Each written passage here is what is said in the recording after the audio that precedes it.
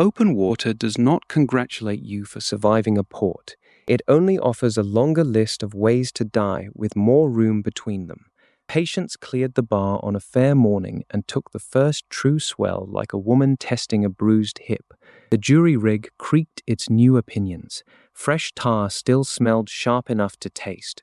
Behind us, the port shrank to a dirty thumbprint of smoke and church bells.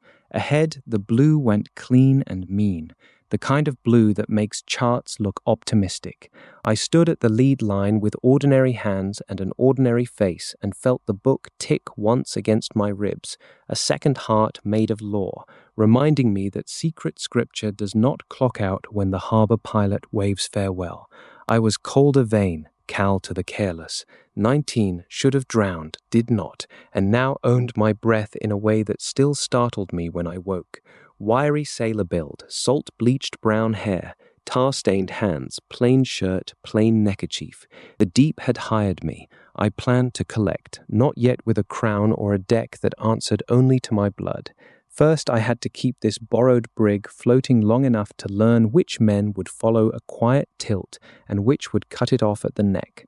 The mate took the quarterdeck as if the wood might reject him. Since the captain went over the side in canvas after the boarding, authority on patience had been a coat worn by the nearest shoulders. The mates were not broad enough. His hands shook in the morning and steadied only after the first private swallow from the bottle he thought no one counted. Everyone counted. I kept my eyes on the line and sang the depths clean without writing a fresh clause. Skill first, ink later. The personal laws still rode my wrist. Never show the book, never write what you cannot survive if it rebounds. Claim a deck before you try to rule a sea.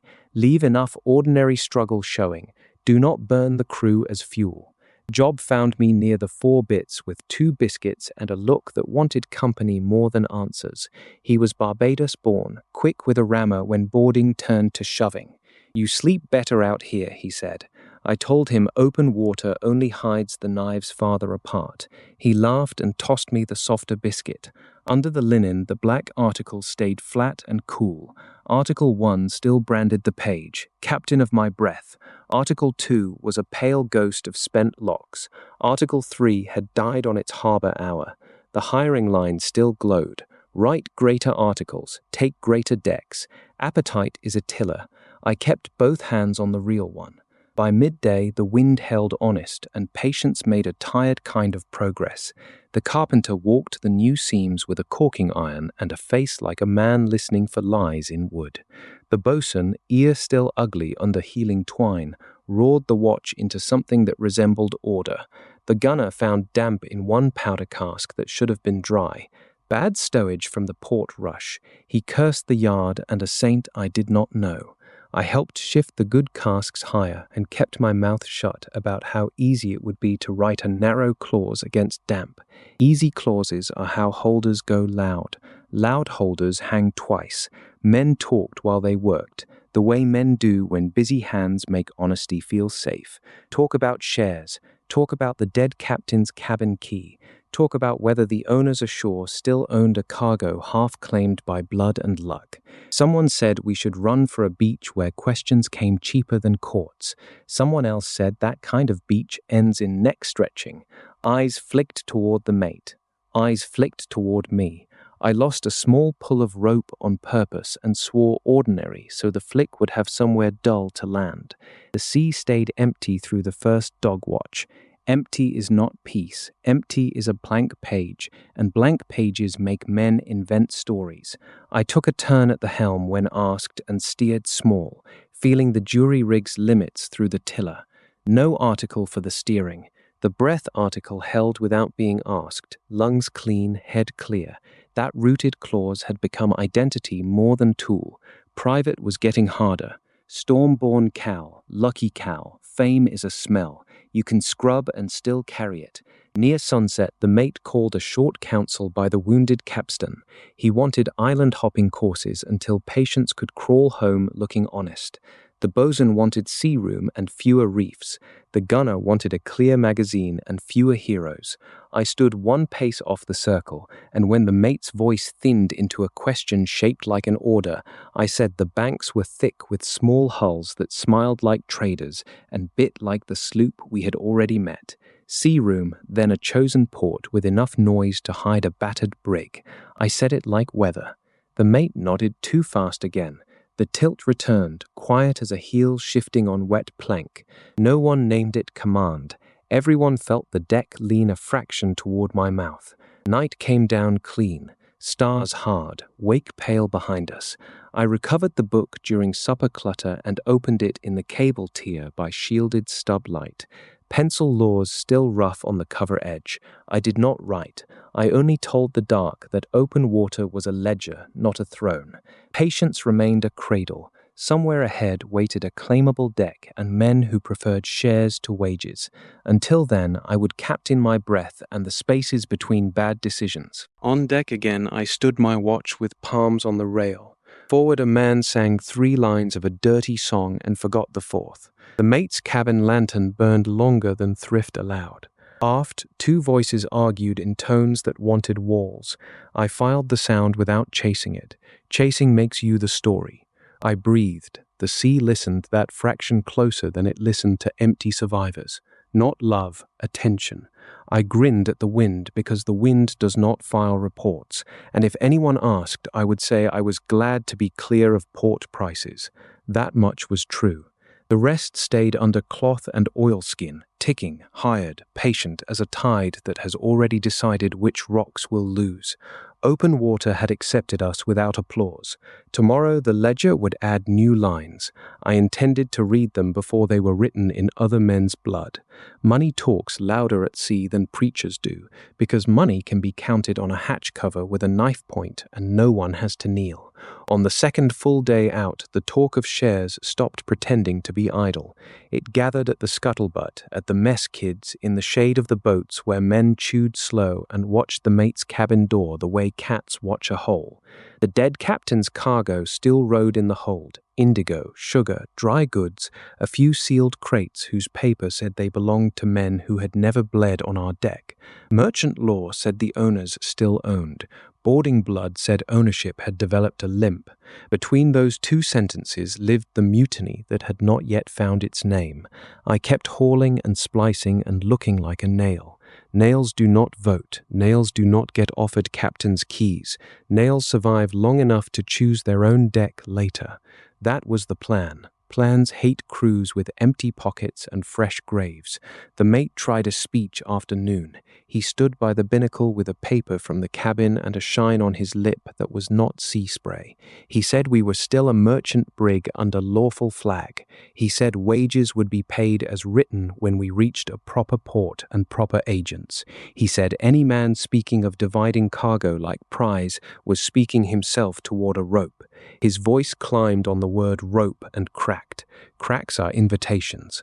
A tall hand named Harlan Pike laughed once, soft without covering it. Pike had come aboard 2 voyages back with shoulders like a windlass and a smile that never reached the inventory behind his eyes. He had fought well against the red sash. Fighting well buys a man listening room he has not always earned with sense. Wages in paper, Pike said, later, when the mate had gone to find his bottle's courage. Paper burns, sugar does not. A few men grunted. Job glanced at me hard enough to count as a question. I shrugged with one shoulder and coiled line. Shrugging is a dialect. It can mean I agree, I refuse, or I am late for being elsewhere. I meant the third and the second braided. The bosun broke the knot with work. He put the idle mouths on the pumps and the standing rigging and 100 small repairs that keep a wounded ship from becoming a story told by fish. He caught my eye once and tipped his chin a fraction, a shared note that the air had gone thin. Do not get yourself hanged in a pretty way, he had told me in port. I still owed him nothing spoken. Spoken debts become chains. Below, in a pause stolen between bells, I checked the book because hunger for ink is a habit you either leash or marry. Article 1 steady. Spent ghosts of 2 and 3. Hiring coal still warm. I did not write a clause about loyalty. Loyalty written is a counterfeit that rebounds into paranoia. Instead, I whispered the rooted line for calibration. Captain of my breath, air came clean, hands steady, identity held. On deck again, the shadows lengthened early under a skin of high cloud. The gunner argued with the carpenter about a cracked truck on the remaining honest carriage. Numbers flew. I translated one stubborn measurement into a compromise that let both men keep pride and the gun keep a chance of rolling true. Neither thanked me. Thanks would have made it a performance. The mate watched from the rail and pretended the idea had been drifting toward him all along. I let the pretense live. Men who need the story of their own authority will protect the person who does not steal the story out loud. Useful, slippery, still true. Near the second dog watch, Pike held court near the galley house with 4 men and a 5th who pretended to sharpen a knife within earshot. I passed with a bucket and heard enough. Beach on the south side of an island whose name changed depending on who sold the chart. Break the cargo, split, scatter, let the owners sue the wind. One voice asked about the Navy. Pike said the Navy was busy hanging louder men than us. Another voice asked about Stormborn Cal. My name in someone else's mutiny is a cold coin on the tongue. Pike said lucky boys can be lucky for whoever feeds them, or they can learn to swim twice. I kept walking. The bucket sloshed. My face stayed bored. Inside, the captain of my breath took inventory. Lungs good, book secret, deck not mine, crew dividing into columns like a bad sum. If I ignored the sum, Pike would finish it and spend the answer stupid. If I seized the sum too hard, I would wear a crown made of other men's fear, and fear crowns attract hangmen and rival knives. Balance, quiet, weather talk, visible ordinary struggle. Job found me at the rail after dark and spoke without looking at me, the way careful men do when the night has ears. They are counting who stands where, he said. Some count you with the mate, some count you alone, some count you as the key that opens either door. I asked him where he counted himself. He grinned without joy. With the ship, he said. Ships need hands more than speeches. Then, lower, if it breaks, do not stand in the middle like a saint. Saints get used as shields. Sleep came in pieces. I sat in the sailcloth corner with the book under my thigh and a fid in my fist, and listened to Patience talk to herself in creaks. Twice I heard feet pause near the ladder and move on. Once I almost formed a wide, ugly clause about freezing boots on my rungs and stopped with my jaw tight. Ears first, eyes second, ink last, always. The book cooled as if disappointed. Before dawn, I walked the deck and counted living shapes that belonged. 20 hands fit for full work, give or take the walking wounded.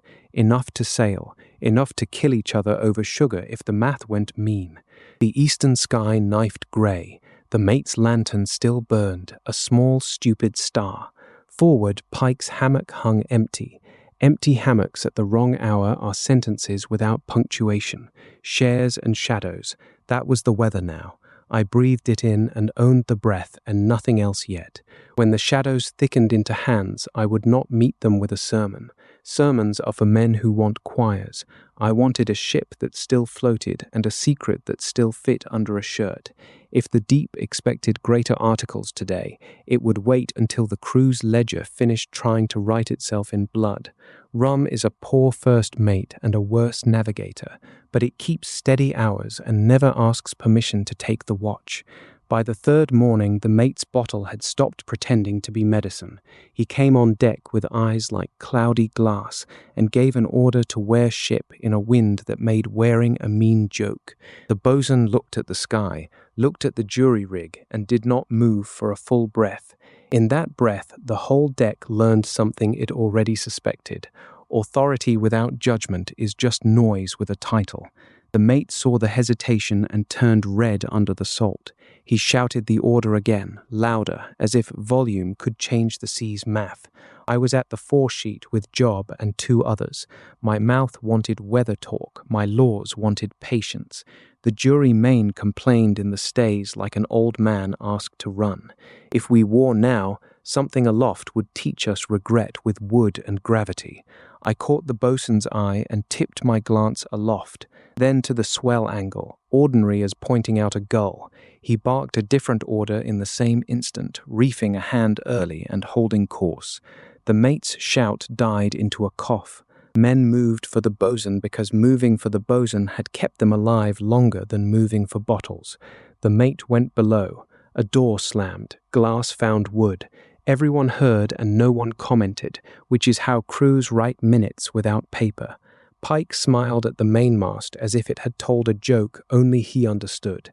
Later he would use this hour as scripture. See, he would say, paper captains, empty coats, better a beach and a split than a drunk's flag. I filed the smile. Smiles like that are knives lying on their sides.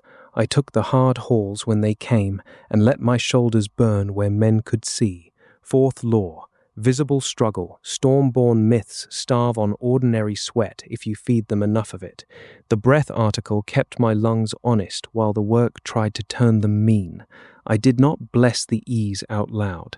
Blessing is a kind of pointing. Near midday, the wind backed to point and the swell steepened. Patience shouldered through with the dignity of a wounded animal that still refuses the ditch. The carpenter called me to help fish a cracked rail where the boarding had left teeth. We worked shoulder to shoulder, tar and twine, and he talked to the wood more than to me. Good wood forgives once, he muttered, twice if you are kind, 3 times if you are a fool. I asked which we were, he snorted, still deciding. The gunner pulled me aside after and asked, low, if I thought the mate would steady. I said some bottles empty and some men empty with them. He waited for a plan. I gave him powder talk instead, dry casks, slow match counted, no heroes near the magazine if tempers climbed. He nodded, disappointed again in the way of men who want a king and get a checklist. Checklists keep powder from becoming a debate. In the afternoon, the mate reappeared, washed and almost sober, which is a dangerous middle state, clear enough to feel shame and dull enough to spend it wrong. He put me on the helm without looking at my face. I steered. He stood near enough that rum still ghosted off his skin. After a long silence, he said the owners would have his name if the cargo wandered. He said he was not a thief. He said it like a man trying on a clean shirt over a dirty week. I told him the sea did not care about owners and that the crew cared about next week's belly. He flinched as if I had struck him with simple arithmetic. Then hold them, he said, sudden, raw. You have their ears. I kept my eyes on the compass card. I hold sheets, I said. Ears are not my department. He laughed once without humor and left me the wheel and the problem. Job rotated onto the helm later and spoke from the side of his mouth. He is going to break, Job said. When he breaks, Pike picks up the pieces that glitter. I asked Job what glittered. Sugar, Job said, and you. Night brought a small ugliness that was not yet mutiny and no longer discipline. 2 men argued over a missing knife and almost found blood over pride. The mate roared from the break of the quarterdeck and slipped on a wet plank in the middle of the roar, landing hard enough to kill the sound. Laughter started and died under the bosun's stare. I helped the mate up because leaving him down would have been a vote. He smelled like defeat mixed with cane. He thanked me too loud. Pike watched from the shadows near the boats and did not clap. Not clapping can be louder than cheering. I took the book to the cable tier while the ship still hummed with leftover nerves. I pricked my thumb and held the drop above a blank margin and did not let it fall. The clause that wanted writing was wide and stupid. Let the mate's bottle sour. Let Pike's tongue freeze. Let the crew love me. Wide clauses rebound into shapes you do not choose. I wiped the blood on oakum and watched it darken without magic. Restraint trembled through my hands. Good. Tremble means you still know cost. I wrote nothing. I whispered the first article for the reminder, not the thrill. Captain of my breath. The breath came clean. Then a promise with no blood in it. I will not buy a deck with a drunk's collapse. If the coat of authority falls, I will not be the first hand that steals it in the dark. On deck, the mate's lantern burned again behind glass. Forward, low voices braided. The bosun walked the center line like a fence that had learned to pace. I took my watch and kept my face plain and my ears open. The bottle was steering more of the voyage than the binnacle, and every man aboard could feel the drift. Drift becomes current. Current becomes a beach with no courts and too many knives. I did not yet know the hour the current would break into white water. I knew only that when it did, weather talk and visible sweat might not be enough, and the book under my shirt would lean forward like a dog that has heard the gate latch. I intended to choose the latch myself, captain of my breath, not yet captain of their fear. Fear is a sail that pulls until the mast cracks, and I had seen enough cracked spars for one season. The sea does not need mutiny to kill you. Sometimes it only needs one tired hand and a rope that has been lying about its strength. It happened on the forenoon watch, bright enough that shadows looked honest. We were swaying up a repaired spar under the bosun's noise and the carpenter's fret. The whip line ran through a block that had taken a boarding nick and a port yard's lazy paint. I had my weight on the hauling part with 3 other men, backs bent, feet finding the grain of the deck. Pike was one of the 3. His pull was strong and slightly late, the timing of a man who wants to be seen working harder than he is. The block screamed, not the clean complaint of good wood under load, a split scream. The sheave shivered, the nicked cheek opened like a mouth. For a slice of a second, the spar's weight became a future aimed at skulls. Men yelled, someone lost the end. The line burned through a palm, I later learned was Job's. The spar lurched and would have come down murder first if the bosun had not already had a preventer on it from habit older than any of our names. Even with the preventer, the swing clipped a landsman's shoulder and slammed him into the rail hard enough to empty his lungs. He folded, white and gasping. The spar hung ugly, half-masted, half-promising a second lesson. The deck became elbows and orders, and the particular silence that follows almost death when men are too busy to invent the story yet. I was already moving to the bitter ends, hands finding the right turns, voice flat. Belay, ease, take a round, hold, weather voice, no crown. The bosun's roar braided over mine and made the braid legitimate. We snugged the mess into temporary obedience. The carpenter went at the block with a face like betrayal. Cheap iron under paint, he spat. Port thieves. He could have said the same of half the voyage. Job sat against a hatch combing with his burned palm open. Breath hissed through teeth. I poured water over it and wrapped it with a strip from my own sleeve because cloth was closer than pride. He tried a joke about soft hands and failed halfway. Behind him, Pike wiped sweat and said loud enough for the ring of watchers that lucky ships still need honest gear. His eyes were on the mate's empty stretch of quarterdeck. The mate had not come up for the scream. Bottles make deep sleepers. Men looked at the wounded landsman, at Job's hand, at the cracked block, at the empty quarterdeck. Math happened in faces. I felt the tilt threaten to become a shove.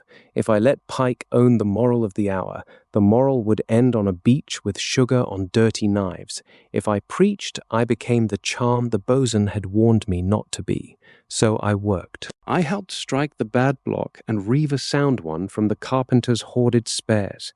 I took the next heavy pull with my burnt-smelling sleeve flapping and my shoulders shaking where men could count the shake. Fourth law, when the spar finally sat where it belonged, I said, like noting a cloud, that every nicked bit aloft got a second look before night. The bosun turned it into an order so fast it looked like it had always been his. Good. Expected mouths, oiled machine. Only later, in the heat stink of the lower deck, while most men chased shade, did I open the book. I was angry enough to taste metal. Anger is cheap ink. I breathed until the metal dulled. Then I chose a clause as narrow as a fid point. Witness, the ship herself, the rope, the watching dark of the hold. Blood, thumb, claimable field. Not the soul of the crew. Only the lying gear for a short glass. Article 4, I whispered as I wrote, slow, each word weighed. For one glass on this brig, worn rope and cracked blocks betray themselves to the hand that inspects them. The page took the blood and gave back heat.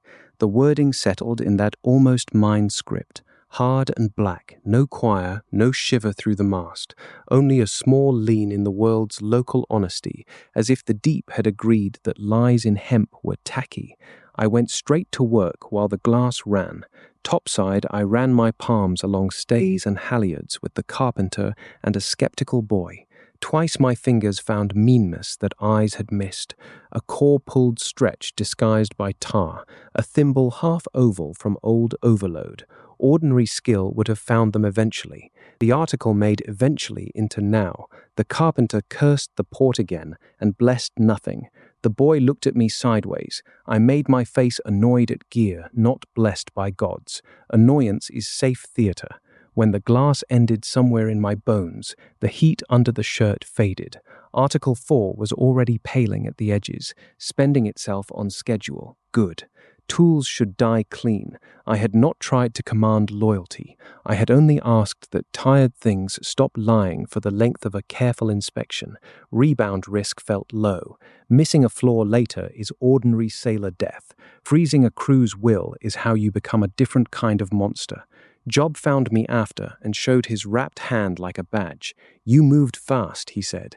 I told him gravity makes sprinters. He did not push. Friendship that pushes becomes a witness with opinions. Pike pushed instead, near the water cask, soft as oil. Useful man in a pinch, storm-born. Shame the pinch came from officers who sleep through screams. I answered that sleeping men still wake, and waking men still hang thieves. His smile thinned. For a moment I saw the calculation finish a column and start another. Then he clapped my shoulder as if we shared a joke and walked aft whistling something tuneless. The landsman with the bruised shoulder drank watered rum and swore he had seen the spar pause mid-fall like it thought twice. Men laughed him down. I laughed with them. Public miracles attract chaplains. Private unfairness builds careers. Let them call it preventer lines and bosun habit. Let the article's glass be a rumor that died of boredom. Night came with better gear aloft and worse weather in men's heads. The rope that wanted blood had been denied. The next hunger would not be hemp. It would be shares and pride and the empty coat flapping on the quarterdeck. I slept sitting up again. Fid in fist, book under thigh, breath mine, and dreamed of blocks that opened into mouths and spoke Pike's name in the mate's voice. I woke before the dream finished its sentence, which was a mercy I did not trust to last. Water is the only thing aboard a ship that everyone must touch, so the scuttlebutt becomes a parliament whether you elect one or not. I learned the shape of the almost mutiny there, in pieces between dips of the shared cup. Men do not announce treason in full sentences. They sand it smooth with jokes, with complaints about biscuit, with questions that are knives wrapped in cloth. Who holds the cabin key now? What a bag of sugar buys in a place with no customs house, whether storm-born boys prefer gold or glory, whether the bosun would stand if the standing got loud. I drank last when I could, listened first, and kept my eyes half on the horizon like a man bored by chatter. Boredom is armor. Armor works until someone tests the joins. Pike did not always speak. That was the clever part. He let smaller mouths run, then nodded as if reluctant, then offered the practical path with the air of a man dragged into sense. Beach, split, scatter. He had a skiff of a plan for the longboat and a story about a creek that laughed at patrol sloops. He had names of buyers who paid in coin that did not ask for bills of lading. Half of it was true enough to float. Half was bait.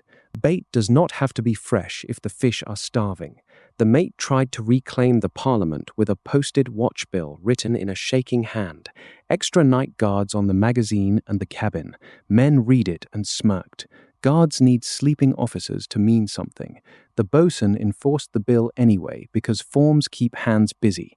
Busy hands plot slower, not never, slower. Job took me to the forepeak under the pretense of finding spun yarn and said it plain.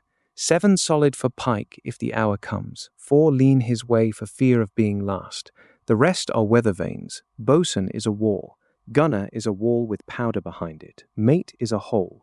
You are the question everyone answers differently. I asked Job which answer he wanted from me. He rubbed his burned palm and said he wanted the ship to arrive as a ship, not as a story told by survivors who left their friends on a beach. That was clearer than most prayers. I spent the afternoon doing small kindnesses that were also reconnaissance, helped the cook with a stuck bung, showed a boy a cleaner whipping on a frayed end, stood a spell at the lookout so an older man could ease his knees. Each act was true work. Each act mapped who flinched when Pike's name drifted past, who spat, who went careful blank. Blank is often where the knife hides. Near the dog watch, the gunner stopped me by the main greasing bucket. If they go for the magazine, he said without preface, I will blow the first hand that does not know the word. He told me the word. I did not ask for it. He gave it like a man throwing a spare rope to someone already in the water. I nodded once and did not repeat it. Some trusts are lighter if they stay unsaid twice. The bosun found me after sunset on the weather rail. You look like a man counting funerals, he said. I told him I was counting stars. He snorted, ear ugly in the lantern edge. When it breaks, do not freeze and do not speechify. Move men. Moving men is the only sermon they keep. He left before I could answer, which saved us both from the embarrassment of alliance spoken aloud. In the cable tier, I opened the book with a steadier thumb than the night deserved. Appetite pressed, write a clause against Pike, write a clause that made the cabin key burn false hands, write a clause that turned whispers into coughs, all wide, all stupid, all likely to rebound into a ship of terrified worshippers or a ship of corpses. I thought of witness and blood and claimable deck. Patience was still not mine. At best, she was a field I was squatting on between owners and thieves. I wrote a narrow article anyway, because prevention is a kind of seamanship. Article 5. Until dawn on this brig, the powder magazine door yields only to hands the gunner has named tonight. I inked it with blood, and the gunner's word held silent in my mouth as witness shape, not spoken to the page, only carried like a second temperature. The book warmed, then steadied. The wording locked hard. I felt no thunder. Good. Thunder is for gods and theatre. I needed a lock that looked like a lock. I found the gunner and told him I had checked the door dogs and they felt sound. He heard what I did not say and checked them himself, then spat satisfaction. 2 men already loitering near that end of the passage found sudden business elsewhere when his lantern hit their faces. Maybe ordinary guilt. Maybe the article's lean. I did not need the difference if the powder stayed where powder belongs. Whispers thickened after full dark. I walked through them like smoke, present, not chasing. Once I heard my name paired with Captain as a joke that did not fully joke. Once I heard Pike say that lucky boys drown twice if they pick the wrong side of a hatch. Job's jaw went tight at that one. I touched his elbow and kept him moving. Moving men. The bosun's sermon. Near middle watch, the mate stumbled up, more grey than drunk, and tried a quiet conversation by the binnacle. He said he would put Pike in irons if he had 3 shore backs. He looked at me when he said 3. I told him irons without proof make martyrs, and martyrs recruit faster than wages. Wait for an act, I said. Answer the act, not the rumour. He hated the advice because it was not a rescue. He took it anyway. I left him with the compass and took the shadow side of the deck. Article 5 sat under my shirt like a coal that knew its job. Article 1 kept my breathing even while my mind ran bad futures. In one future, the dawn came clean and the whispers died of embarrassment. In another, the deck went red and the book went hungry, and I became the story I refused to star in. Between them lived the hour I could still shape with hands and narrow law. The Scuttlebutt Parliament adjourned only when men slept. Even then it dreamed. I sat my sit-sleep with the fid and listened to patience creak through the minutes until dawn, a fence of 1, counting feet, counting breaths, refusing to let whispers become the only language left aboard. Harlan Pike did not think of himself as a villain. That was what made him dangerous. Villains wait for moonlight and speeches. Accountants of violence wait for a column that fails to add. He found me at first light by the lee rail where I was pretending to study a seam in the mainsail. The sky was a washed grey. The sea looked tired of its own repetition. Pike stood close enough that a watcher might call it friendship, and far enough that I could not touch his belt without committing to a fight. "You are not stupid," he said. "Good morning to you too," I said. He smiled the inventory smile, Stupid men cling to drunk mates and owner papers. Smart men read the week ahead. Week ahead is short water, shorter tempers, a jury rig that will fail in the first honest blow, and a cargo that will make rich men richer while we get wages that buy a week of bad wine and a story about almost dying for indigo. I told him wages keep neck bones unstretched. He nodded as if I had quoted a proverb he respected and rejected. Necks stretch on beaches too, he said, if you are sloppy. I am not sloppy. I am offering order. Split, clean, no theatre. Men who want out take a share and a skiff route I already paid a man in port to leave open. Men who want a longer game keep a hull and a new arrangement.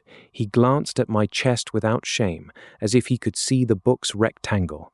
Arrangement needs a name people follow. Lucky names work. There it was. Not just sugar. A flag hung on my rumor. I laughed, quiet and genuine enough to confuse him. You want me as your painted figurehead while you hold the knife behind the paint. He did not deny it. He adjusted. Partner, then. You handle the men who like saints. I handle the men who like coin. Bosun can keep his rope tricks. Mate can keep his bottle in a locker. We put the brig somewhere quiet, lighten her to something that sails honest, and if you want a deck later, you will have coin to buy one instead of dreaming about it under a merchant's heel. The offer had bones. That was the worst part. Coin does buy decks. Decks can become claimable. The Deep's hiring line would purr if I took a shortcut paved with other men's theft and called it pragmatism. I felt the book warm a fraction, as if scenting a greater article in the moral mud. I cooled myself with the fifth law until my voice came out ordinary. Pike, I said, if we steal this cargo, we become the sloop with the red sash, only poorer in style. The Navy does not need our names to hang us. They need our habits. Beach splits make habits. I will not captain a habit that ends in a cage. His eyes flattened. Not anger first. Recalculation. Then anger, thin and hot. You think you can ride the middle until the middle makes you king by accident, he said. Middles become gutters when the rain comes. Rain is coming tonight. Be under a roof or be washed. He left me the rail and the grey morning. I stood long enough to look like a man finishing a sail thought, then moved. First to the gunner with a quiet word that tonight's door mattered more than yesterday's. He tapped the magazine key at his belt and showed teeth. Second to the bosun, plain as weather. Pike means to move soon. The bosun's ruined ear twitched. How many? I gave him job's count without naming job. He grunted, already rebuilding the watch in his head. Third to Job, who took the news with a swallow and a joke that died young. Stay near the center line after dark, I told him. If it breaks, do not chase Pike into corners. Corners make private deaths. The mate I found half-dressed in the cabin, staring at a ledger like it might sprout instructions. I told him an act might arrive before midnight. He asked if I was threatening him. I told him I was forecasting. He reached for a drawer and a pistol that had not been cleaned since the boarding. I put my hand on the drawer and closed it gently. A dirty pistol in a shaking hand is how officers recruit for the other side. He sagged. Then what? Then be sober, I said. Stand where men can see you. When the act comes, call it crime, not debate. He nodded, miserable, and poured his remaining rum out the stern light with a hand that trembled as if parting from a friend. The smell made the cabin smaller. Through the day, patience sailed like a ship and felt like a fuse. Ordinary work became theatre. Men laughed too loud or not at all. The carpenter drove oakum like he was nailing a coffin lid. A flock of birds crossed our wake, and everyone watched them as if birds carried warrants. I took helm spells, lead spells, any spell that put my body in useful places. The breath article kept me from showing the high, bright panic that wants to run the mouth. Captain of my breath, captain of nothing else, yet. Near evening, Pike held no court. That scared me more than speeches. He worked cheerfully, helped a boy with a hitch, passed a biscuit to a fence-sitter, became kind in the way of men who have finished kindness's paperwork. Article 5 still held until dawn, a quiet dog at a door. I wanted another article and refused myself twice. Stacking clauses on a nervous day is how you stop knowing which lien belongs to you. At sunset, the mate stood the deck sober, pale, jaw set like a man biting a coin. The bosun walked his fence line. The gunner sat near enough to the passage that loitering became embarrassing. Pike caught my eye once across the waist and tipped 2 fingers off his brow. Mock salute, see you in the arithmetic. Night thickened, lanterns were few by order, stars did the rest. I placed myself where I could see cabin, magazine passage, and main hatch. Job hovered within a short shout. The book pressed my ribs, futures blurred into one rule. Answer acts, do not answer bait, keep the powder deaf to false hands, keep my name off any throne Pike built out of panic. Harlan Pike's arithmetic had reached its bottom line. Mine still had room for one honest number. I intended that number to be a living crew and a secret still secret when the sun forced everyone to count faces in honest light. The first act arrived without drums. Acts that matter rarely hire musicians. It was the blackest third of the night, that stretch when even good watches grow thin and the sea's noise becomes a blanket you stop naming. I had been on my feet long enough that my ankles argued. Article 5 still lived under my shirt, a warm small law against the magazine door. The mate stood near the binnacle like a ghost trying to remember its job. The bosun was a darker shape, pacing the center line. Job breathed through his mouth somewhere to my left, awake on purpose. Then a scrape aft where scrapes should not be. Not the honest scuff of a man bound for the head. A controlled scrape, then a pause, then the soft complaint of a dogged door that did not want strangers. I moved without shouting. Shouting turns a theft into a battle before you know which battle you can win. The gunner's lantern flowered at the passage mouth a heartbeat later, as if he had been holding his breath for this exact sound. Light hit faces. 2 men. One was a fence-sitter from Job's count. The other was Pike's favorite quiet hand, a narrow fellow called Wren who smiled with his teeth and never with his eyes. Their hands were on the magazine door. The door did not yield. I felt the article lean from the inside of the world, subtle as a change in humidity. Wood and iron simply refused the angle of their force, the way a sober lock refuses a dreamer's key. Wren shoved harder and swore. The fence-sitter lost his nerve and stepped back into the lantern like a caught boy. The gunner's pistol, clean tonight, found a line on Wren's chest. Word, the gunner said. Wren did not have the word. He had a knife. Knives make decisions faster than speeches. He cut toward the lantern. I was already inside the distance with the fid I had carried like a third bone for days. I did not aim for poetry. I hit his wrist and heard something important change its mind. The knife rang on planking. Job took the fence-sitter down with a shoulder and a tangle of limbs that was more affection than violence, the way you drop a friend before he becomes an enemy forever. Pike was not in the passage. That was the second act, arriving on the heels of the first. While eyes went to powder, Pike went to the cabin. I knew it the way you know a second wave after you have watched the sea long enough. I left Wren to the gunner's mercy and the fence-sitter to Job's weight and ran for the companion. The bosun's roar rose behind me, finally allowed to be loud. Feet hammered, the ship woke ugly. The cabin door was open. The mate was on the deck outside it, blood at his hairline, eyes unfocused, sober and useless in the worst combination. Inside, Pike had the owner's strongbox half levered from its bolts and a pistol in his other hand, the mate's own dirty pistol, because irony never misses a voyage. 2 more men filled the small space with shoulders and breath. One held a canvas sack. One held a boarding axe that had no business in accounting. "Stay out, Stormborn," Pike said, almost kind. "This is coin work. Coin work dirties saints." I stopped at the threshold and did not enter the pistol's shortest argument. Behind me, men bunched, some hours, some still deciding. The mate groaned. Someone called for irons. Someone else called for fair shares. The deck's parliament had relocated to a choke point and brought all its knives. I needed a lean that was not a massacre and not a sermon. I had no time for a new article written careful in bilge dark. I had breath, I had voice, I had the fact of a pistol that might misfire from filth alone without any help from deep lore.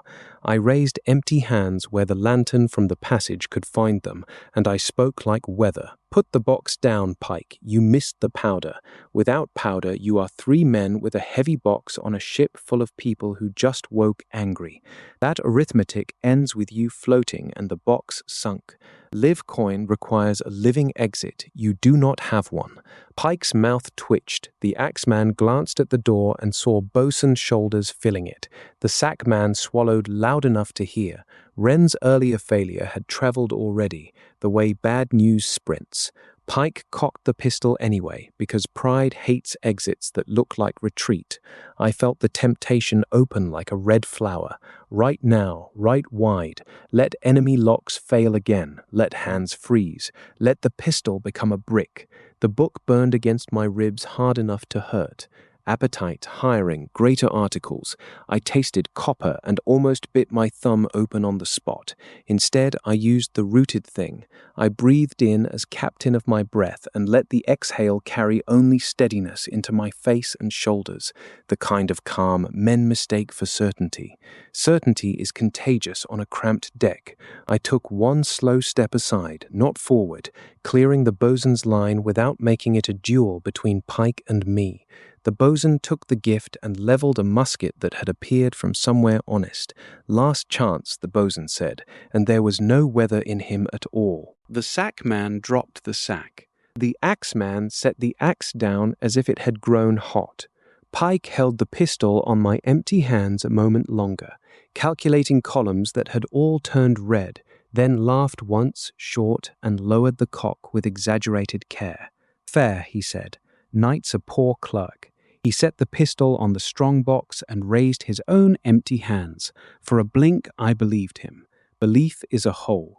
Through the hole, his knee found the lantern bracket, kicked, and the cabin went to bouncing shadows. He shoved the box into the axeman's gut as a shield and drove for the stern light like a man who had always had a second exit in the arithmetic. Chaos filled the cabin. I went after him because if Pike reached the stern and the water and a story, he would become a legend that ate this crew from the inside for the rest of the voyage. Men collided. The mate tried to stand and became furniture. I caught Pike's belt at the sill, and we hit the deck together hard enough to write bruises into tomorrow. Until dawn still sat on the magazine law, holding one door while another kind of door tried to open under my hands.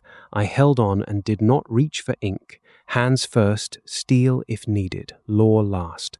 The night was not finished, neither was he. Men fight faster than they think. That is why fights need someone who can slow the first minute without stopping hearts.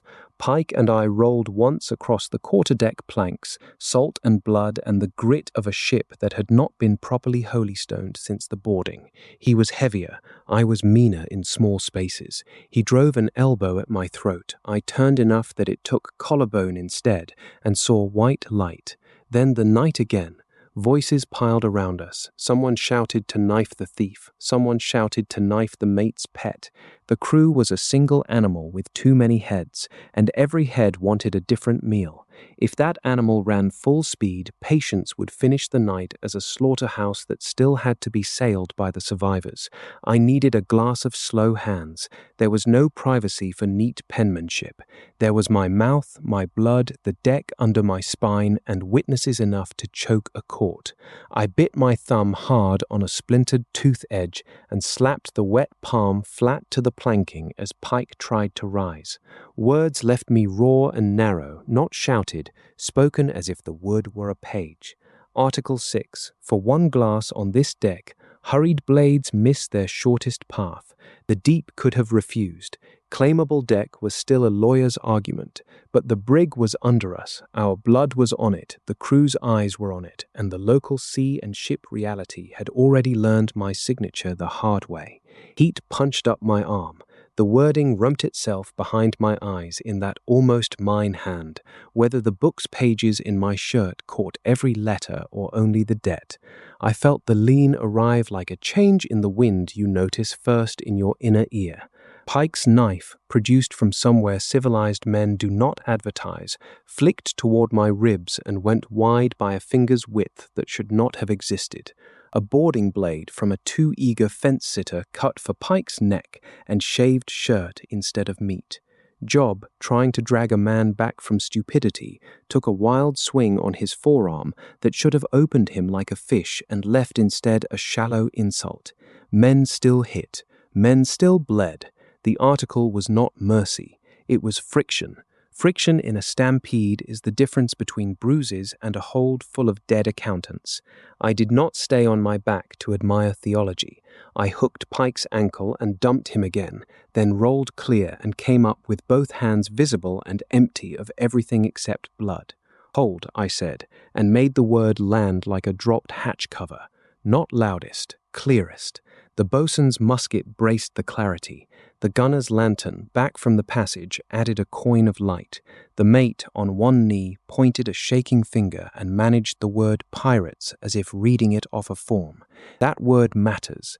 Crime named is easier to cage than a debate about shares. Pike surged up and the knife tried another clever angle. Friction spoiled it. I stepped in and took his knife wrist with both hands. Forehead to his nose. Not elegant, effective. Cartilage crunched. He staggered. The boatswain's men swarmed the space he left and finally remembered how to be a crew instead of a parliament. Irons clacked. Someone produced rope that had honest work left in it. Wren, already bagged near the magazine, spat teeth and promises. The fence-sitter cried in a way that made two older men look away out of professional embarrassment. Around us, the glass of slow hands kept spending itself. A punch telegraphed early enough to catch.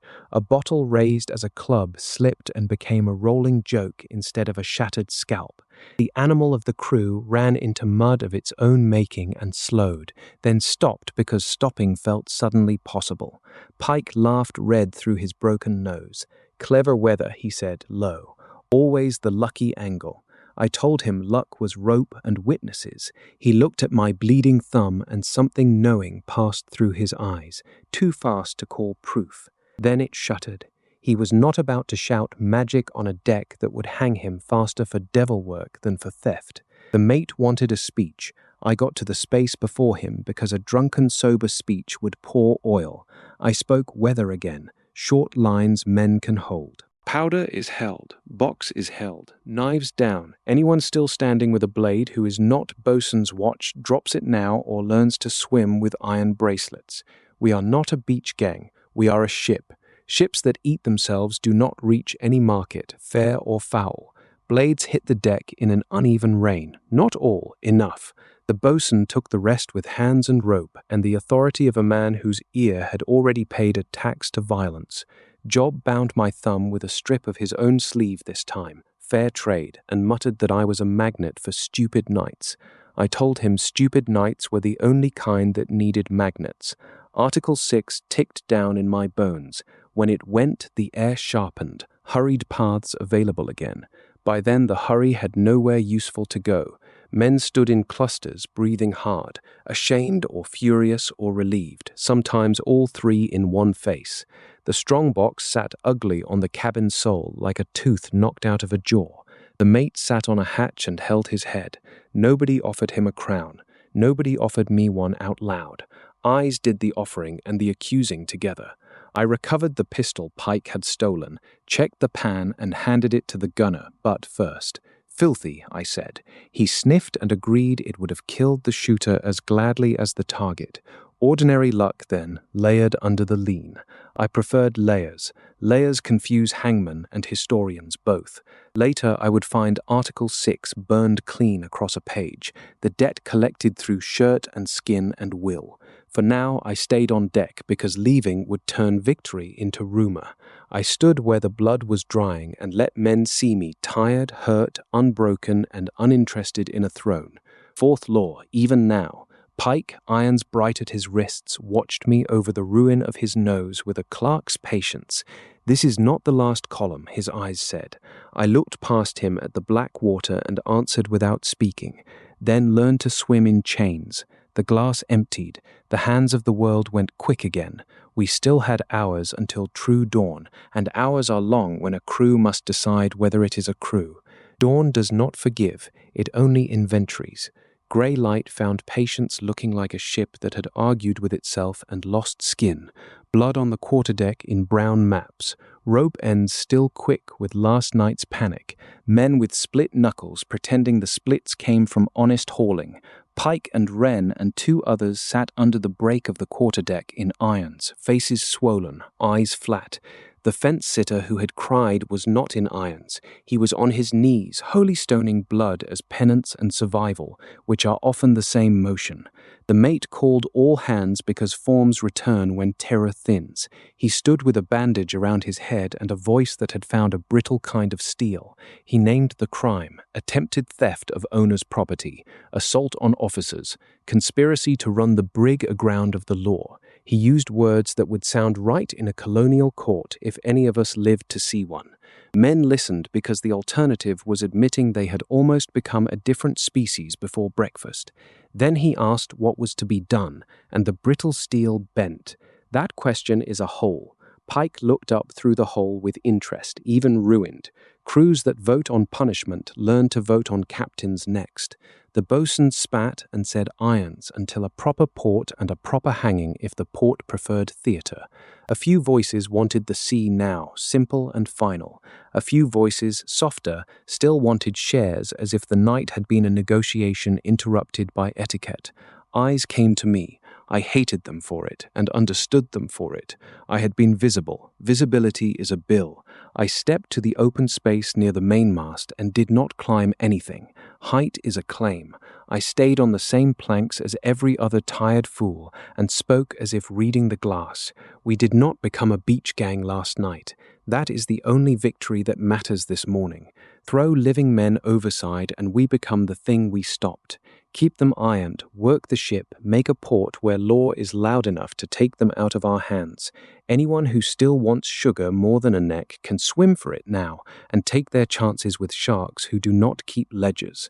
Silence held, then broke into grunts that were mostly agreement and partly shame. Shame is useful if you do not rub it until it becomes rage. The boatswain took the moment and turned it into watch bills and pump spells and 100 ordinary orders that reattached men to the machine. The gunner marched the ironed four into a secure corner of the hold with two armed minders who had not been on Job's maybe list. The mate signed something in a book with a flourish that tried too hard and sat down before he fell down. Job leaned on the rail beside me and watched the wake take last night's words away. You could have taken them, he said, the men, the hour, the cabin key. I told him I already had a key I did not show, and it opened worse doors than cabins. He frowned, not understanding and not needing to. He flexed his burned hand and said he was glad the blades went stupid last night. I said gravity and bad footing. He accepted the lie the way good friends accept blankets. Mid-morning, I found a private minute and opened the black article. Article 5 had gone pale with the dawn, spent on schedule. Article 6 still showed dark, then faded as I watched, the glass complete. My thumb ached under Job's sleeve wrap. Breath article steady as a brand. Hiring line warm. I did not write thanks. I only rested my palm on the leather and told it that narrow worked. We did not burn the crew as fuel. We burned a little blood and a little night and left most men alive to hate us in ordinary ways. Rebound risk still sat in the corners of my mind. Slow hands might one day slow mine when I needed speed. I accepted the ledger entry. On deck, the carpenter was already fairing a gouge where Pike's boot had scarred the combing. Wood remembers, so do people. I took a turn at the pumps and sang low with the gang so my voice stayed meat. The landsman from the spar accident, shoulder still stiff, nodded at me as if we shared a guild. Maybe we did. The guild of almost crushed. Pike spoke once when I passed the hold ladder with a water can for the minders. He said, mild as milk, that ports have ears and ears sell names. Stormborn Cal who stops mutinies might be worth a letter to a Navy clerk. I told him dead men sell nothing and living prisoners should practice silence as a hobby. He smiled with blood in the teeth and went quiet, which was not the same as safe. By afternoon, the ship felt almost like work again. Not trust, work. Trust is a longer carpentry. The mate kept sober through 2 bells and asked my opinion on course as if asking about weather. I gave him sea room and a port with enough traffic to hide a battered brig and enough crown presence to take irons off our hands. He nodded and called it his decision. I let him. Protection of the story of authority is still seamanship when the hull is thin. Near evening, the boatswain stopped beside me at the weather rail and watched the light go copper. "You did not speechify," he said. "Good. You did not freeze. Better. Do not let them paint a halo on it by tomorrow."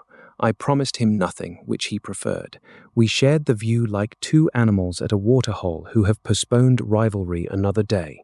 What we did not become rode with us longer than the bloodstains. It rode in the way men made room for me at the mess without making a throne of the room. It rode in the way they watched my hands for ordinary competence and not only for miracles. Informal lead is a slippery fish. I held it lightly because hard hands kill fish and then wonder why supper is only bones. Night came cleaner than the last. I slept sitting up out of habit more than need. Fid near, book flat, breath mine. Once I woke to feet on the ladder and found only a minder changing watch. No new article burned my tongue. The deep hired patience as much as hunger. I paid both with sleep in pieces and dreams that stayed blank, as if the pages themselves were tired of our ink. Command that needs a title is already arguing with itself. The kind that lasts on a tired brig is quieter. It sounds like sense repeated until sense becomes habit. 2 days after the night of irons, men started bringing me questions before they brought them to the mate.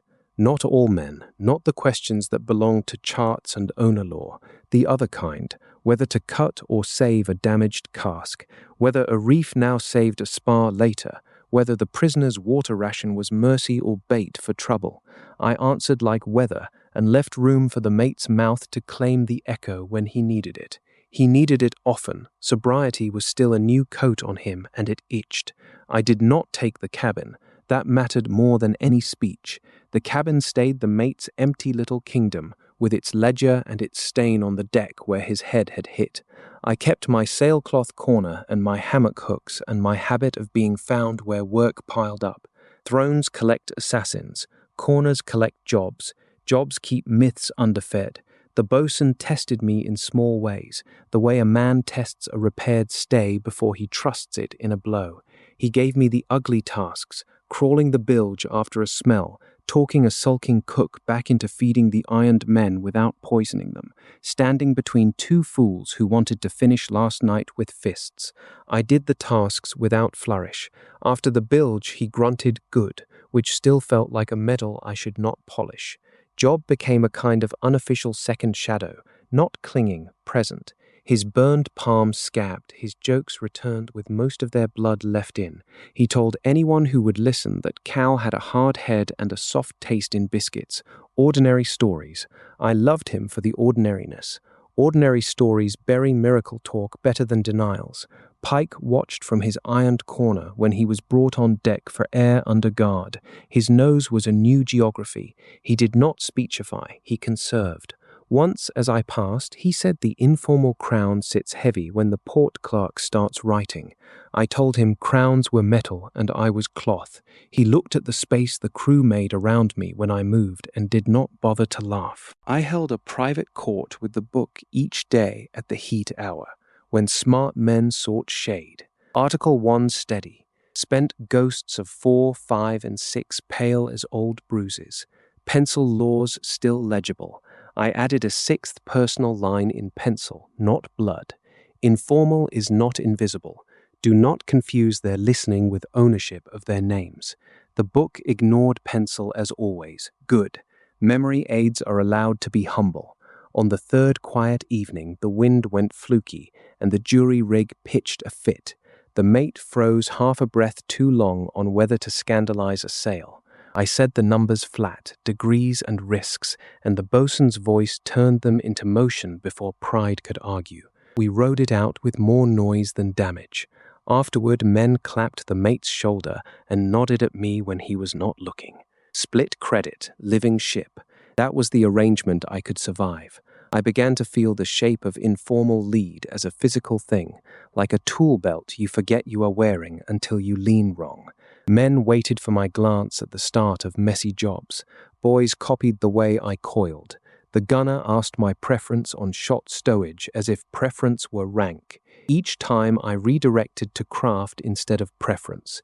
Craft can be taught. Rank sticks and shines and draws shot. At night, I walked the deck and practiced not enjoying it. Enjoyment is how holders become theatre. The sea still listened that fraction closer when I breathed as captain of my own air. The fraction was not fleet command. It was enough to steady my hands when a prisoner's stare tried to plant a seed of panic. Panic is a contagious article with no ink required. The mate found me near the stern light and tried gratitude, which embarrassed us both. He said he knew he had been a hole. He said holes sink ships. He said if we reached port, he would tell the agents I had saved the cargo. I asked him to tell them the crew had saved the cargo and leave my name out of any letter that might travel farther than a counting house. He frowned, then understood a fraction, then agreed because agreeing with me had become a reflex he had not yet examined. Reflexes need watching, mine and his. Before sleep, I touched the book through cloth and ran the chapter's promise in my head, like a ledger still open. Crew nearly mutinied, true. Subtle articles, true. Informal lead, arriving not crowned, not safe, real. Promise not yet paid in full until the lead held through a test that was not our own knives. Open water still owed us weather or strangers. I did not pray for either. Prayers attract attention. I only arranged my fid and my breath and the list of men I trusted in 2 columns, short and shorter. The cook even asked me whether the prisoners should get the same peas as the rest. I told him peas were peas, and hunger did not read charge sheets. He looked relieved to be told something that sounded like decency and thrift at once. Decency keeps men from becoming the animals they fight. Thrift keeps the bilge from filling with wasted food and worse moods. Between the two, I could walk without a halo and still steer a small kindness into the day. Once a boy called me sir, and then nearly bit his tongue off correcting it. I laughed and handed him a marlinspike before the moment could harden into ceremony. Ceremony is how informal lead becomes a target with better posture. I wanted posture only when the sea required it, not when a boy required a father. Informal lead is a deck you stand on without owning. I stood on it carefully, barefoot in my mind, feeling for splinters, and told the hired deep that this was not yet greater decks, only practice. Practice done right becomes muscle. Muscle done wrong becomes a cramp at the moment you need a swim. I intended muscle. I intended to reach a noisy port with prisoners still breathing and a secret still flat against my ribs and a crew that followed weather talk because weather talk kept them alive, not because they had painted a halo on a 19-year-old nail named Calder Vane. The test arrived as a sail, pale and patient, rising out of the south like a tooth showing through a smile. Lookout sang the words that change a ship's blood. Sail ho. Then, after a long glass, sloop rig, and then the worse words. Long gun forward, men thick on deck, no honest hurry in her canvas. Not navy clean, not merchant fat, something in between that lived on other people's schedules. Patience was still a wounded brig with a jury rig and prisoners in the hold, and a crew only recently finished fighting itself. We were meat if we pretended otherwise. The mate went white, and then red, and then something nearer useful. He looked at me without even pretending the look was about the weather. Sea room, I had said days ago. Now sea room contained teeth. I took the glass when offered, and watched the stranger settle on a line that was not chance. She wanted a closer read of our scars. Scars advertise, so does slow speed. I felt the book lean, hungry for a clause about locks or powder or wind. Appetite is honest. Honesty is not the same as permission. Bosun, I said, like noting a cloud. If she shows colors that lie, we show them a hull that bites. He was already snapping men into gun crews that barely deserved the name. We had one honest carriage and a second that the carpenter swore would fire once if God was bored. The gunner moved with the calm of a man reunited with his religion. Pike, below, laughed loud enough to carry up the ladder and shouted that luck would need a bigger mouth today. A minder kicked him quiet. I did not write at once. First, the ordinary chess. We fell off a point to make our broadside meaner if it came to that. We cleared decks. We hid the fact of irons by keeping prisoners low and out of silhouette. We put the strongest fools on the sweeps of preparation and the steadiest on powder. Job took a rammer with his scabbed hand and grinned like a man who prefers simple problems. Simple problems do not quote owner law. The sloop closed. At a certain distance, she ran up a flag that had been many nations and currently preferred confusion, a classic.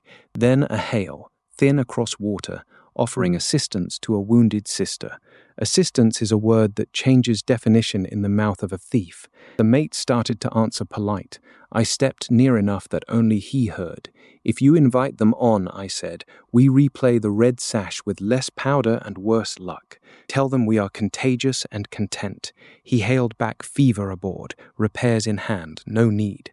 The sloop's answer was a longer smile of canvas and a course that said she would inspect our contentment personally. Men swore. Someone prayed. I went to the cable tier for 30 breaths that felt like theft. Book open, thumb, narrow. Survive rebound, claimable field, our deck, our water under the keel for a short measured glass. Witnesses, every eye about to go wide. Article 7, for one glass, enemy boarding grapnels fail to bite this hull. Not their guns, not their hearts, grapnels. The specific greed of men who want to sew ships together. If it rebounded, perhaps our own hooks would fail later when we needed them. Acceptable debt if we lived to pay it. Blood sank, ink rose, heat. I bound the book flat and ran. The sloop tried a warning ball that threw water off our bow and a message across every stomach. Next would not be water. Our answer was the honest gun speaking late and low, a ball that punched her forechain somewhere lucky enough to make her stagger her next trumpet of orders.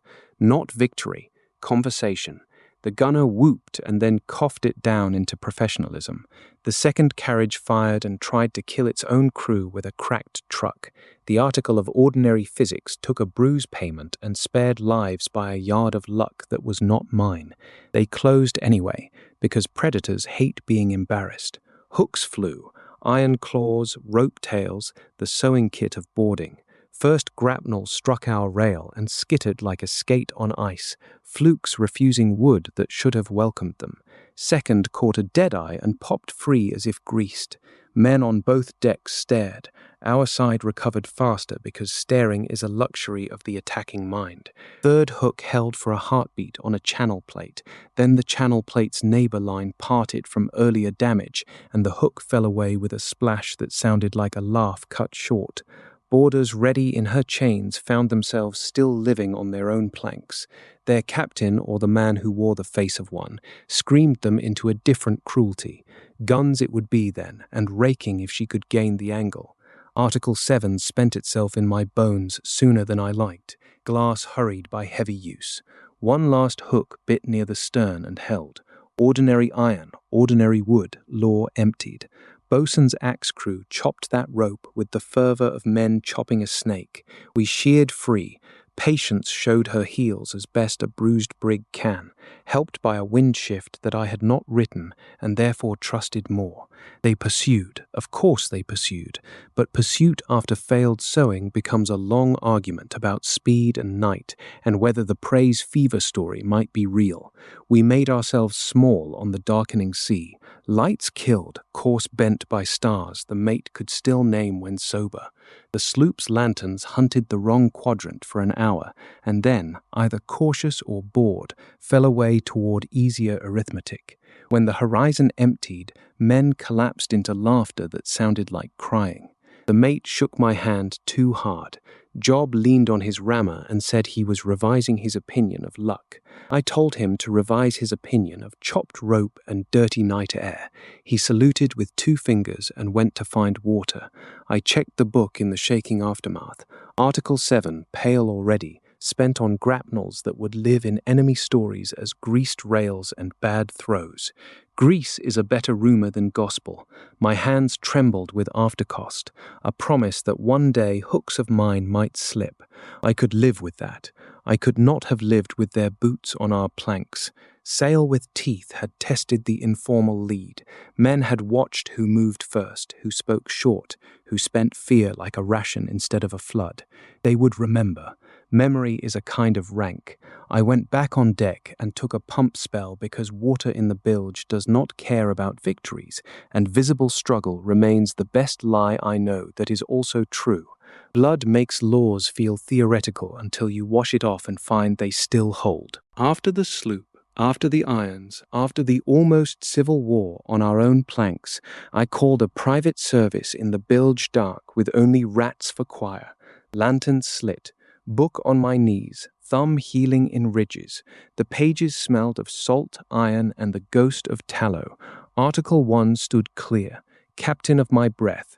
The spent articles lay behind it like a row of cooled shot, 4 against lying gear, 5 for the magazine until dawn, 6 for hurried blades, 7 for grapnels, narrow, timed, paid. None had snapped back into my mouth as seawater yet. That did not mean they never would. It meant the deep was still willing to do business with a careful customer. I repeated the old laws and tested them against the weak. Never show the book, still clean. Pike's knowing glance was not proof. Proof is pages in a magistrate's hand. Never write what you cannot survive if it rebounds. Grapnels and friction and locks on doors felt survivable. A clause that owned men's loyalty would not have been. Claim a deck before you try to rule a sea. Patience remained a cradle, more mine in practice, never mine in paper. Leave enough ordinary struggle showing. My shoulders still ached from pumps. Good. Do not burn the crew as fuel. We had burned a night and a little blood and left most names on the watch bill. Informal is not invisible. Do not confuse listening with ownership. I added a new pencil line under the others. Prefer friction to dominion. Friction leaves men themselves. Dominion leaves you alone inside a circle of fear. The book ignored pencil and warmed when my breath hit the leather, as if preferring living clauses to mottos. I whispered the hiring gospel once, not as obedience, as inventory. Write greater articles, take greater decks. The deep is hiring. Greater would come. Greater had to come on a hull I could claim without stealing a drunk mate's coat or a beach gang's sugar. Greater without that patience would be rebound wearing a crown. Footsteps crossed above. I closed the clasp and became a man checking bilge water with a stick. The carpenter's mate peered down, grunted at my diligence, and left. Diligence is a better mask than piety. Piety invites questions about which God. On deck, the crew had entered the strange cheer that follows shared survival against outsiders. Internal knives get forgiven faster when external teeth have clicked. Not forgotten, forgiven in the temporary way of sailors who must sleep within arm's reach of each other. I let the cheer live. I did not stand in the middle of it like a maypole. Maypoles get ribbons and then get chopped for firewood when winter comes. The mate asked me to mark a port on the greasy chart. I chose one with the right sins. Busy harbor, mixed flags, auction noise, governors who preferred paperwork to thoroughness, and enough crooked alleys to lose a story in. Not the quiet beach Pike had sold. Not a Navy dockyard that would inventory our scars and our prisoners with the same cold pen. The mate's finger hovered, then pressed my choice as if it had been his destination all along. He wrote the name in the log, ink without blood. Sometimes that is the better magic. Prisoner care became a daily law of its own. Water, biscuit, air under guard. No theatre beatings. The boatswain agreed without softness. Softness and cleanliness are different. Clean process reaches port. Dirty process makes corpses that smell like guilt. Wren tried once to bribe a minder with a story about hidden coin ashore. The minder told the gunner told me. I told the minder he had just bought himself an extra tot when we paid off, and the chain of ordinary loyalty held. Ordinary loyalty is a miracle that does not require a book. I preferred it when I could get it. Job sat with me at the evening mess and said, soft, that men were calling me captain when the mate was below. Not all, enough. I felt the word like a hook that almost bit. I told Job to correct them when he heard it. Mate is mate, cow is cow. Job made a face. Words are fish, he said. You can throw them back and they still leave a smell on your hands. Then throw them back anyway, I said. Smell is better than a noose that fits. At full dark, I stood the weather rail and ran breath exercises that looked like a man enjoying night air. Inhale, own, exhale. The sea's attention brushed me, dealer to player. I did not ask for a new clause. I asked myself what I would refuse tomorrow, even if refusal hurt. Answer, a crown on patience, a massacre sold as justice, a wide article written in anger. The refusals felt as important as the powers. Limits are part of the weapon. A blade with no edge alignment is just a bar of metal. I thought of teach only as weather again, a pressure somewhere over the horizon, rearranging fear in ports I had not yet walked. Comparison is a trap with clean teeth. I was not building a beard for theatre. I was building a practice that could survive daylight. If the world later mistook practice for legend, that would be the world's clerical error.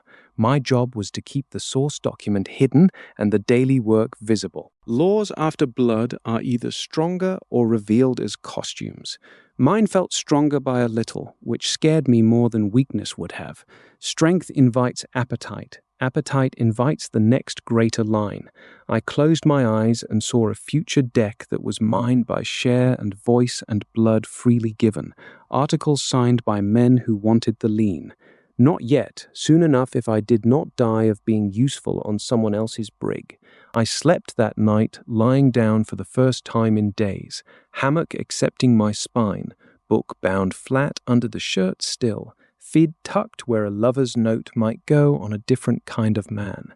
Sleep took me clean. No blank pages chasing my hands, no teach pressure dream, only the roll of a ship that had decided for the moment to remain a ship.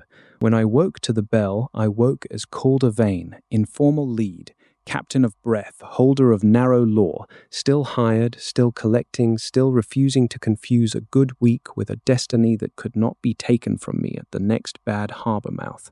A crew is not a deck you claim with blood alone. A crew is a deck you claim with mornings.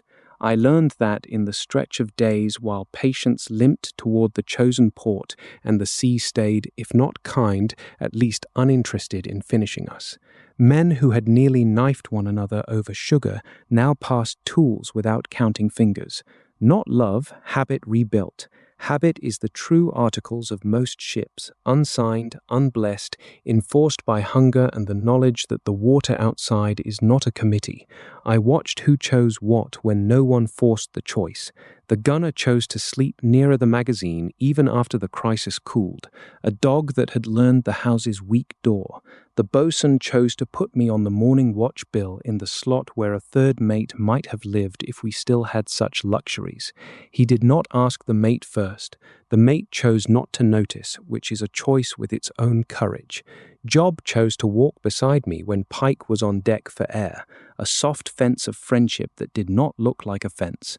Boys chose to bring me tangled line instead of hiding it, because tangled line brought to the right hands becomes skill instead of shame. Choice is a witness the book understands better than fear. I had guessed that in the laws after the first drowning. Now I saw it work without ink. I still refused the word captain when it drifted near my name. Refusal had to be light, not theatrical. Theatrical refusal is just another coronation. I said the mate sails us, the bosun drives us. I pull when pulling is needed. Then I pulled. Men rolled their eyes and kept bringing me the tangled line. Informal lead does not die when denied. It dies when it stops feeding the ship. Pike chose silence mostly, and once chose a different weapon. He told a young minder that storm-born Cal had made a deal under the waterline, that no grapnel would hold a devil's hull, that the boy should think hard about who he guarded. The minder told the gunner told me with powder-black amusement. I visited Pike with a ladle of water and no audience. Save the devil talk for the court, I said. Courts love theatre. Ships love work. If you poison the boys with ghosts, I will have you gagged for the rest of the run and call it medical. He studied my face for the flinch of a man hiding scripture. I gave him the bored calm of a bilge inspector. Article 1 made the calm cheaper than it looked. He took the water and said, mild, that boredom was a good costume. I left him the last word because last words in irons are cheap rent. Near a noon as bright as a coin, we raised distant birds that meant land thoughts, even when land still hid. Mood lifted. Men talked of fruit and women and wages with equal inaccurate longing. The mate shaved with a steady hand for the first time in a week and looked almost like an officer in a drawing. I took the glass and swept empty sea and felt the chapter's shape closing toward a port where tongues were loose and navy ears rented themselves by the drink. Chapter 3's weather, not yet arrived, already casting a smell. I chose then, quietly, what I would do when patience became ordinary again under agents and anchors. I would not stay. The decision settled like a keel block taking weight, the same way it had in the last hour of the last chapter, only firmer now that Informal Lead had proved itself a tool and a trap. If I stayed, the lead would harden into a story the owners would either buy or hang. If I left, I could take the men who chose freely and find a deck that could wear true articles without stolen sugar in the seams. Job, maybe. A few others. Not a theft of the crew, an offer on a beach or in a tavern where shares were a language already spoken. The carpenter chose me for a witness when he condemned a cracked spar butt to the firebox, as if my nod made the waste official. I nodded because the wood was guilty and because men who ask for witnesses are practicing the same muscle the book charges blood for. Practice without ink still counts. I wanted them practiced before I ever asked them to stand on a deck that leaned because I wrote it so. That night I wrote no new clause. I opened the book and read the spent, pale lines like scars worth keeping. Then I spoke to it as I had before, without ink, toward greater decks, not this cradle, soon.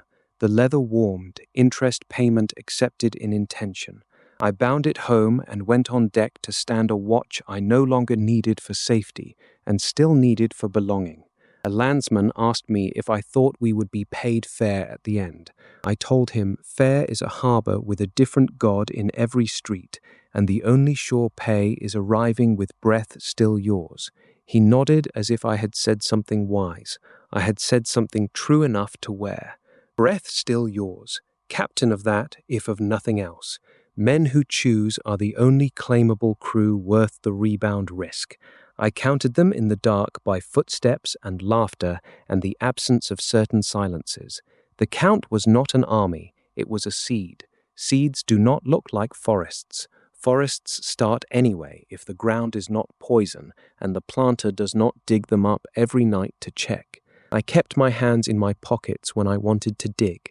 Patience rolled on toward noise and fruit and loose tongues. Informal lead hummed under the deck like a second tiller. I steered it only when the bow pointed at rocks, and let other men feel the wood in their own palms the rest of the time. That, too, was a kind of article, unwritten, paid in restraint, witnessed by every fool still alive to complain about biscuit. Land announces itself before the eye agrees. Smell first, smoke, wet leaves, river mouth rot, frying oil, the sweet trash of human density. Then birds with business ashore. Then the water's color shifting from honest blue to something that has been negotiating with mud. We caught the port smell on a humid morning when the jury rig looked almost proud of still standing. Men cheered with the thin cheer of people who are tired of their own company and ready to be cheated by strangers instead. The mate stood taller. The bosun cursed the harbour approaches in advance, which is how he prays. Pike asked, polite as a clerk, whether the local hangman was left-handed. No one answered him. That was answer enough. I felt the book go cool and attentive, as if ports were a different climate for law. Harbour had been the field of Article 3 once, the sounding leads, spent and gone. I did not write a fresh harbour clause. Skill and memory would take the bar if the charts did not lie too hard. Ink saved for when skill ran out. That was the religion now, tested. The The mate called me to the chart and put his finger on the outer marks. "Lead line when we close," he said. "Your voice carries." He meant the men listened when I sang the depths. I nodded and did not tell him the sea listened too, a fraction. Fractions stay secret. Job packed nothing because he owned nothing worth packing and still managed to look ready for carnival. "You will take a drink with me ashore," he said. I said if the agents left us throats uncut. He laughed and then sobered. "The prisoners," he said. "Ports make shows. Shows need bodies." "I know," I said. "We deliver them as cargo the Crown understands and step back before the Crown invents our biographies." Job's eyes said he heard the plan behind the plan. Leaving, choosing, seeds. He did not make me say it on a deck with ears. I walked past the ironed fore with the gunner while the minders changed. Wren stared at the deck. The other two slept the sleep of men who have decided outcomes are no longer their hobby. Pike watched me with clean attention. When they ask who led, he said softly, "What will you say?" "I will say the mate," I said. "And when they ask who stopped me, I will say the crew," I said. He smiled with the ruin of his nose. "Liar. Useful liar. If I hang, I may still sell a name to buy a softer rope. Your name has a sound now. Stormborn. Grapnel greaser. Bottles opposite. Names like that pay." I leaned in so only he and the gunner's silence could hear. Sell whatever keeps you breathing through the night. If you sell magic, you sell yourself into a different noose and me into a hunt. Be a common thief in their paperwork. Common thieves sometimes live to steal again. Devils never get parole. Something like respect passed through him and left no warmth. He nodded once. Bargain offered, not accepted. Ports would tell. Approaches began in the afternoon. I took the lead and sang. No article, numbers clean enough. A shoal winked where a bad chart left a blank. We shaped around it with the mate's order riding half a breath behind my warning. The now familiar duet. Informal lead in open daylight, disguised as competence. Competence confuses hangmen. I kept my grin for the wind. Harbour traffic thickened, bumboats already angling for us, laundry flags, a navy tender at anchor like a sleeping dog with too many teeth, merchantmen in various states of honesty. Patience looked exactly like what she was, a survivor begging to become a file of papers. I felt the future of loose tongues the way you feel weather on an old bone. Spies, agents, men who buy stories by the cup. Chapter 3's country. I went below one last quiet time before the inner harbour and opened the book against my knee in the cable tier's familiar stink. Pages, laws, spent pale shot row of the week's clauses, hiring coal. I did not write, I promised, which is a dangerous verb. Promise of this chapter, paid. Crew nearly mutinied and did not finish the job. Subtle articles kept powder, slowed blades, spoiled grapnels, revealed lying gear. Informal lead earned without a stolen cabin. Breath still mine, secret still secret, living ship under me. Then the next ledger line, not yet inked. Port of loose tongues. I would walk it careful, book flat, ears open, name small, if I could still force it small. Somewhere in that noise waited a claimable deck and men who preferred shares to wages, and also waited the kinds of death that come dressed as conversation. I closed the clasp, bound the oilcloth, set the packet home against my ribs. Separation time was ending. Ports have hands that search. On deck again, the smell was stronger, fruit and sewage and money. The boatswain told me not to get hanged in a pretty way, reprise of his old blessing. I promised him nothing again. He almost smiled, which on his face looked like a crack in hardwood.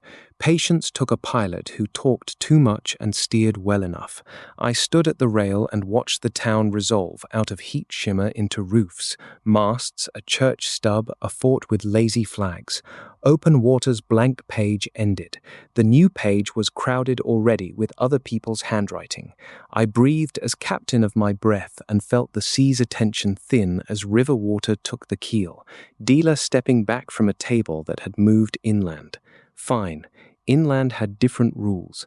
I would learn them the way I learned articles. Narrow first, blood only when needed, struggle visible, crew not fuel. Job shouldered up beside me and whistled at a woman on a balcony who could not possibly hear him. Home, he said, meaning not home at all. I nodded. For a night or two, I said. Then we see which way the seed wants ground. The book ticked once, soft, like a second heart agreeing to wait at the door while I walked into the smell of a port that ate quiet boys and loud legends with the same indifferent appetite. Anchors bite, that is their job and their sermon. When Patience's iron took the bottom of the chosen harbour, the voyage of knives and narrow law ended in a splash and a shudder and a sudden market of bumboats screaming fruit, women, rope, lies, and repair. I stood on the foredeck with a line in my hands and let other men become the show. The mate shouted orders that mostly matched the bosun's already moving crews. Agents would come, papers would open, prisoners would be displayed as proof of virtue. Virtue is a costume ships wear for harbours. I intended to help hold the costume's hem and then step out from under it before it became a shroud. They came sooner than comfort allows. A harbour clerk with ink on his fingers, a company man with a jaw like a closed purse, a militia sergeant who looked bored enough to be dangerous. They walked our scars, counted our guns, sniffed our hold, and listened to the mate's story of boarding, storm, attempted mutiny, heroic defense of owner's property. My name rose once, the mate's eyes flicked to me and away. Storm-born cow, someone had said in a wrong hour. The clerk wrote it anyway. Ink ashore is a different, deep law. I kept my face plain and my hands tar-stained, and my shirt hanging ordinary over the rectangle of scripture. Pike, when led up, played common thief with a skill I almost admired. He did not say devil, he did not say grapnel, he said shares and rum and a bad plan. Wren followed his lead. The sergeant looked disappointed. Disappointment is safer than fascination. They took the ironed four into a boat that sat low under the weight of other men's futures. Pike caught my eye across the water and tipped 2 fingers, mock salute, account deferred. Then he was a shrinking shape against a town that swallowed shapes for breakfast. Work remained, always work. I took it, visible struggle. The 4th law does not end at anchor. Boys wanted shore leave. The bosun wanted a watch that would still exist after the first tavern. The mate wanted me at his shoulder when the company man argued depreciation on damaged indigo. I stood at the shoulder and spoke numbers like weather until the purse jaw loosened a fraction. Informal lead, still humming, now in a key that could buy us wages instead of graves. Near evening, the mate offered coin from an unlocked box with the embarrassed air of a man paying a debt he cannot invoice. Bonus for loyalty, he said. I took enough to look human and not enough to look bought. Job received his with a whoop. The gunner bit a piece and nodded. The bosun refused until the mate made it an order, then took it like an insult he could spend. I found Job at the rail, watching lanterns bloom ashore.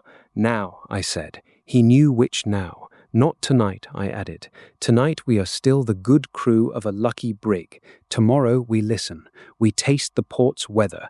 We see which men still choose when the choosing is not made of fear.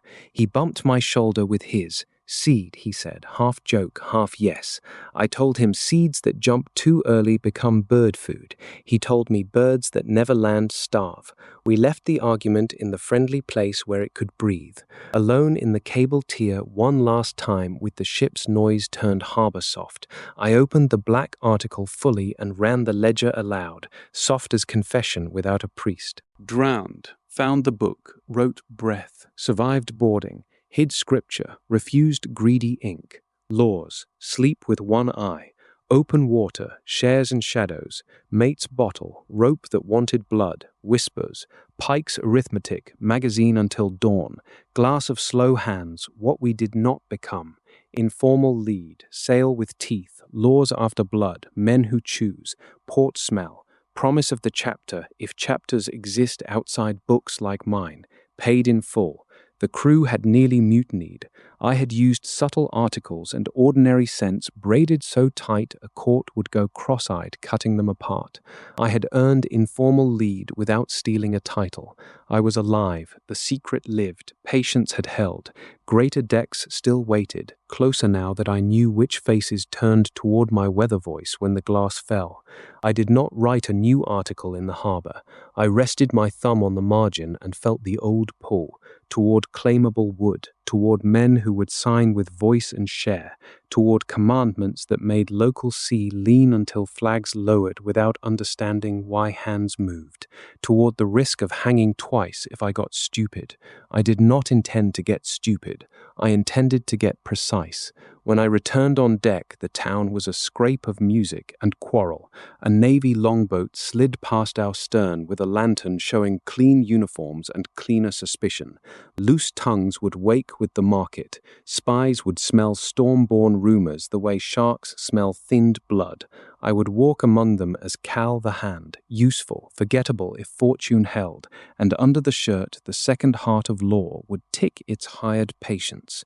I breathed in, owned it, breathed out, captain of my breath, not yet captain of a fleet, not yet a name for governors to curse in bed, something better for this hour, a living man with a paid promise behind him and a crowded page ahead, informal lead, still warm in the crew's habits, Job's seed joke still alive, Pike's deferred account still out there in the labyrinth of alleys, and the deep still hiring whoever dared write the next narrow line when the deck beneath him finally answered to his blood.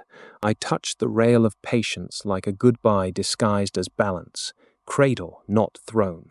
Somewhere in the wet maze of masts, a deck waited with a truer name. I grinned at the lantern water like luck, hid like scripture, and went to stand my last harbor watch on a ship that had taught me how far quiet power could lean before it had to either claim a crown or walk away free. I would walk, then I would claim, in that order, on my terms, as cold a vein, still collecting.